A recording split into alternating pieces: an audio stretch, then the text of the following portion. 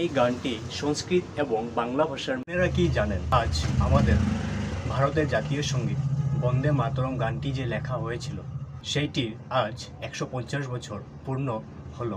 এই গানটি রচনা করেছিলেন বিখ্যাত বাঙালি সাহিত্যিক বঙ্কিমচন্দ্র চট্টোপাধ্যায়। এই গানটি সংস্কৃত এবং বাংলা ভাষার মিশ্রণে লেখা।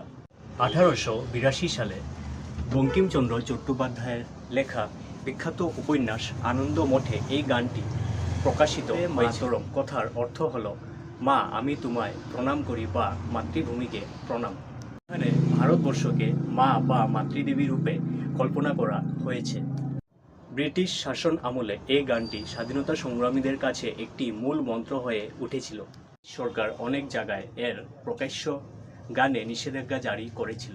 1896 সালে ভারতীয় জাতীয় কংগ্রেসের কলকাতা অধিবেশনে রবীন্দ্রনাথ ঠাকুর প্রথম এই গানটি গেয়েছিলেন।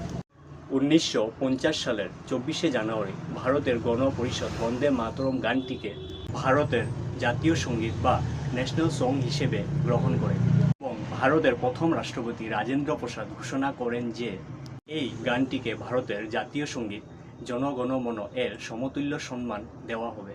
গানটির মূল সুর তৈরি করেছিলেন যদুনাথ ভট্টাচার্য। বন্দে মাতরম কেবল একটি গান নয়, এটি ভারতের জাতীয়তাবাদী চেতনা এবং সাংস্কৃতিক ঐতিহ্যের এক অবিচ্ছেদ্য অংশ। আজকের এই ভিডিওটি এতটুকুই ছিল। ভিডিওটি তোমাদের ভালো লাগলে অবশ্যই লাইক আর কমেন্ট করে যাবে।